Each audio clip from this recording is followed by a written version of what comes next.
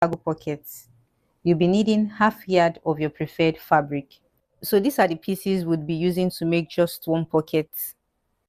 So this rectangular piece would be used for the lower pockets and is just a single piece. Why this smaller rectangular piece would be for the pocket cuff, and I duplicated it. So now this longer piece is called the border, which would be later attached to the sides of the lower pockets.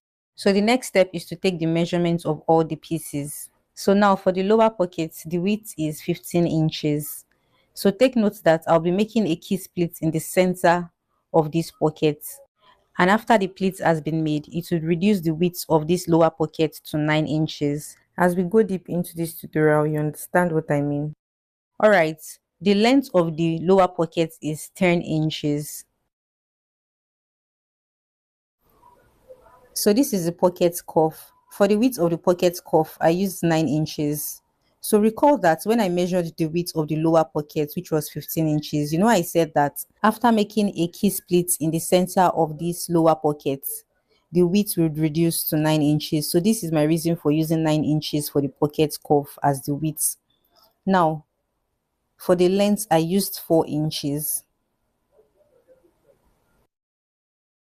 So this is the pocket border. For the width of the border, I used 30 inches, while the length of the pocket border is 3 inches.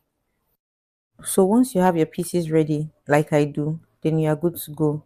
Now for the sewing process, I would like us to work with the lower pockets first. This is the lower pocket and I'm going to fold it into two, right side of the fabric facing each other. Now I'll go ahead to give it a quick press so that a line will be created in the center of this fold. So now to make the key split, which would be in the center of the lower pocket, I place my measuring tape from the center of the fold to mark 3 inches at the top and 3 inches at the bottom. Now I'll go ahead to notch these points I chalked.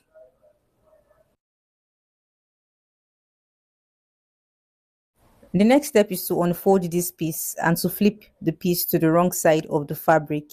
After that, I would use the points I notched on this side from the top and at the bottom as a guide in folding this side to the right side of the fabric, and then I would use my iron to give it a quick press in order to create a line there. I would also fold this other side using this notch part at the top and bottom as a guide. I would give this a quick press and this would create another line here, which would be the third line. Now I'll go ahead to flip this piece to the right side of the fabric. Now you'd notice that we have three lines, which is one, the center line here, two, and this third line here. Now on this third line, I would create a fold in such a way that the line meets the center of this piece. And this is how the fold should be at the back. I'll go ahead to pin this folded side. After pinning, I adjusted the first line and created another fold to meet the center line as well. So this would form a key split. And now I went ahead to pin this folded area. So the key split has been created and this is how it should be at the back.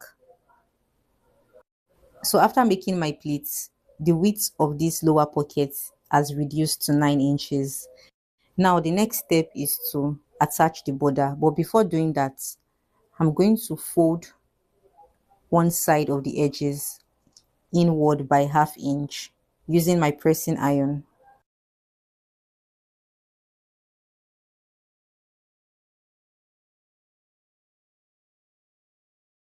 Now these edges of the border that wasn't folded would be placed directly on the edges of the lower pockets, right side to right side facing each other, and I would pin them together. So due to the shape of these pockets, you'd realize that for you to be able to attach the border conveniently, you need to create a triangular pleat on the border when you get to the end of the pockets around this area, so that the remaining borders will relax properly at the bottom of the pockets here. So obviously you can see that I'm creating a triangular pleat here, and then I'll go ahead to pin the edges of the pleat at this edge. On getting to the bottom of the pocket, I made sure that the key split at the center of the bottom of the pocket is still intact before placing my border directly on it. Then I went ahead to pin together. So on getting to this other edge, I made sure that I created a triangular pleat on the border just the way I did for this second side. And then I went ahead to adjust the remaining borders to sit properly on the sides of the pocket here.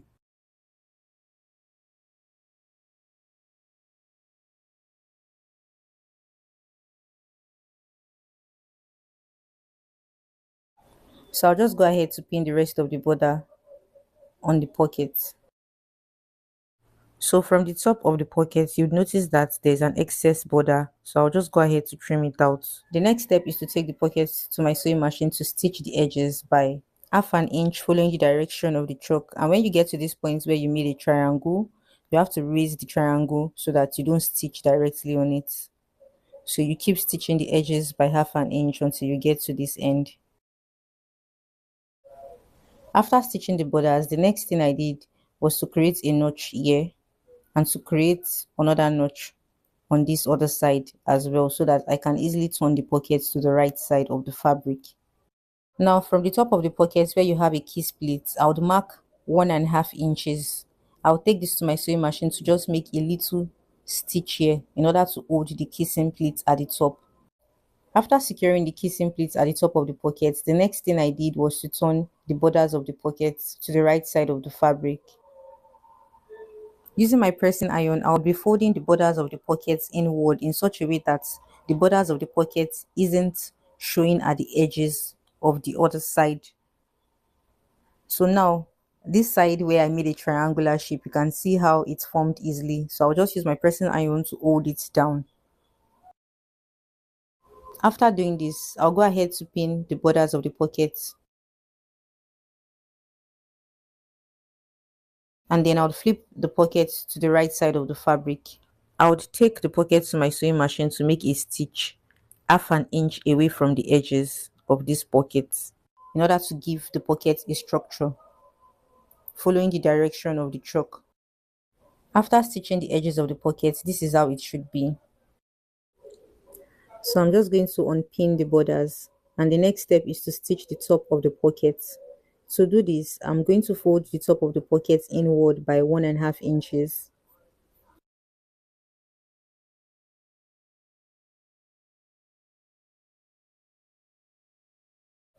After folding the top of the pocket by 1.5 inches, I went ahead to give it a quick press, and I took the pocket to the sewing machine to fold in these edges inward by half an inch and then stitch directly on it.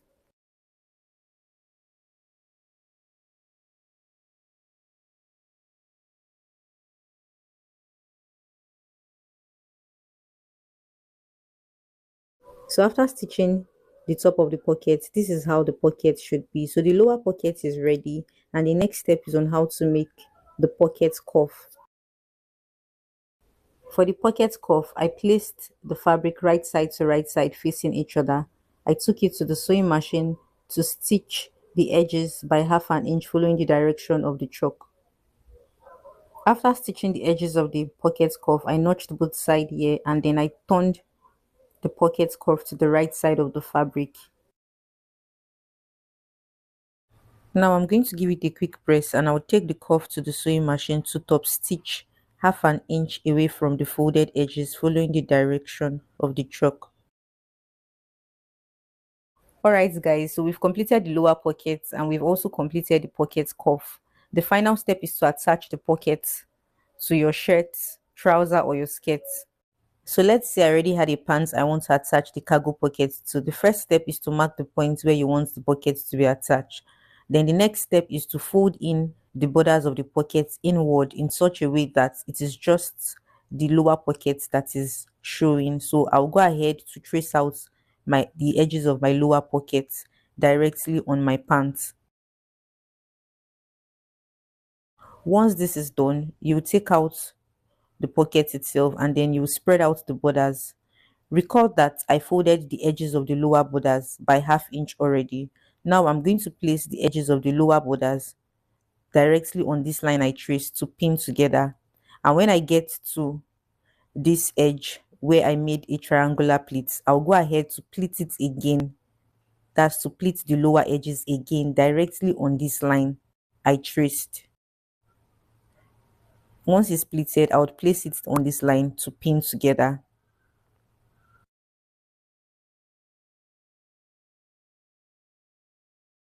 Now I'm also going to keep adjusting the borders on the bottom of the line to pin together. Now when I get to this other edge, I would fold the triangular pleats properly to pin it together on this line that was traced out. Then I would continue pinning directly on this line.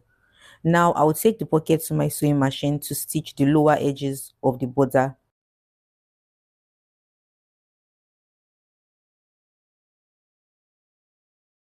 After stitching the lower edges of the border, this is how the pocket should be.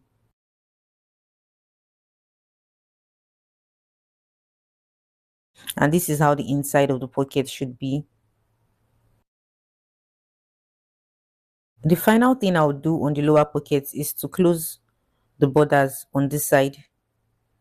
Then I would place my measuring tape from the top of the pocket here at this edge to mark 1.5 inches. I'll pin this together and I'll take it to my sewing machine to stitch from this point to this point. On this other side as well, I would close the borders here to mark 1.5 inches from the top. Then I would stitch from the top to this point I chalked. So this would close the border and give the pocket a good fitting. So can you see how beautiful the pocket came out? Now the final step is on how to attach the cuff. I would place my measuring tape on the top of the pocket opening to mark ½ inch, and then I would rule a straight line across this point I marked. Then I would place the rough edges of the pocket cuff directly on the line to pin and stitch the edges together by 1/4 inch. After stitching, this is how it should be. The next step is to close the pocket cuff, and I will take the pocket to the sewing machine to top stitch ½ inch away from the top of the pocket cuff so that it covers the seam below. Alright guys, so this is the final outcome of the cargo pockets. I hope this tutorial was helpful. You should give it a try, and if you would like to learn how to make a cargo pants, I'll be dropping the link in the description box. Thank you for watching. Please subscribe, share and like my videos. See you in my next tutorial.